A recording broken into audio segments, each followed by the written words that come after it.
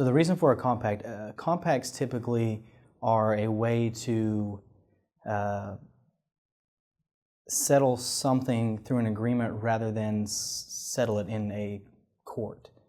So the legal questions arise of who has jurisdictional authority in our treaty territory.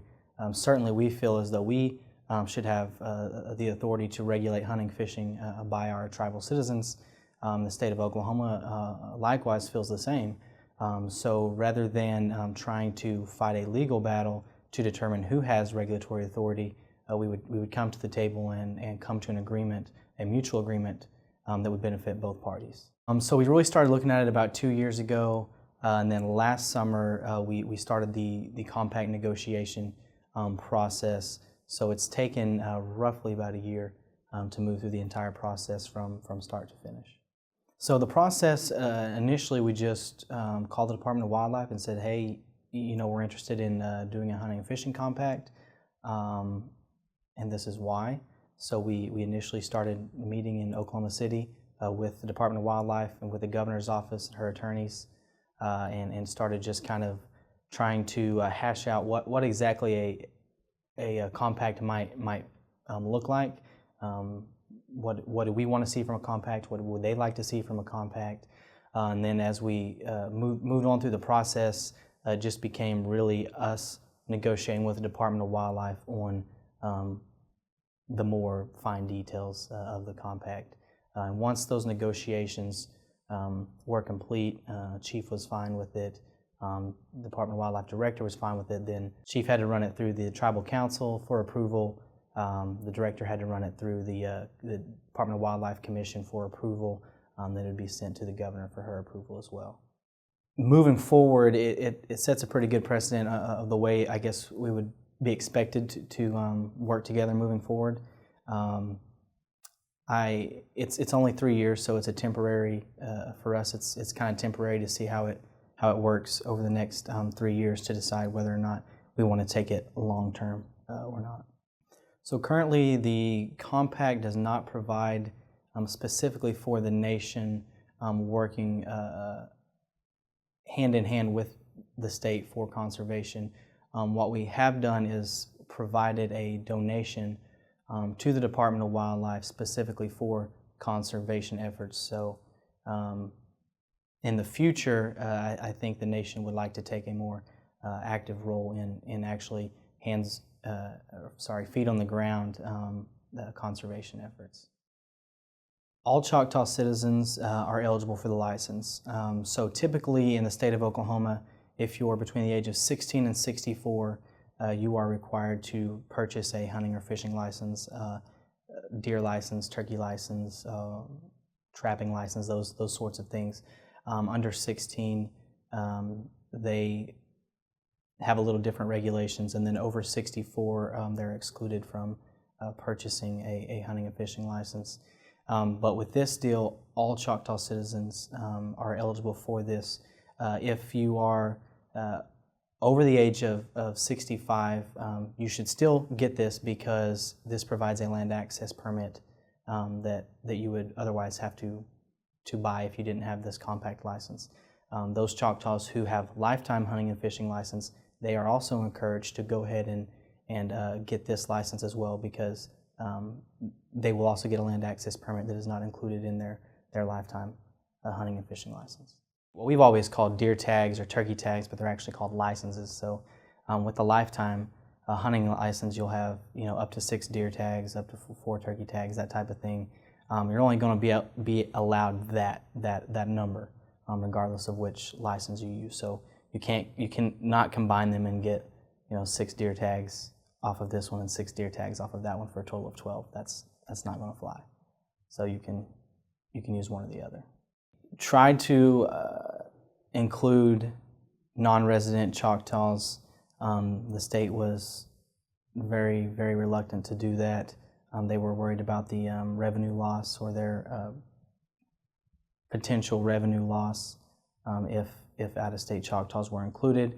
So what they are wanting to do is kind of partner with us in some way to determine how many out-of-state Choctaws are actually coming back into Oklahoma to hunt or fish on an annual basis, and then moving forward we may be able to amend the compact to allow non-resident Choctaws to be a part of that.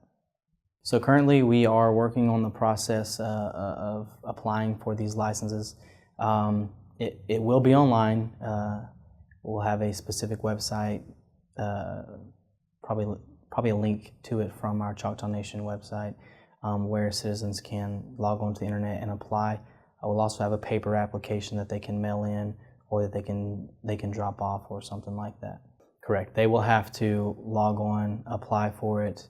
Then we will essentially view their application, confirm that they are a citizen, confirm their residence, then we will send it to the state, and the state will issue the license and then send the license to the citizen.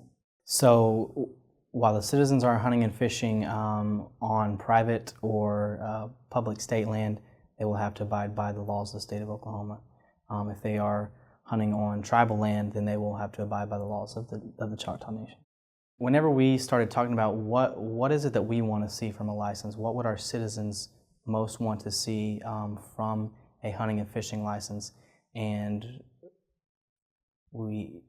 going over all of that, we felt like they would want the same privileges that they could get from a lifetime hunting and fishing license through the state of Oklahoma.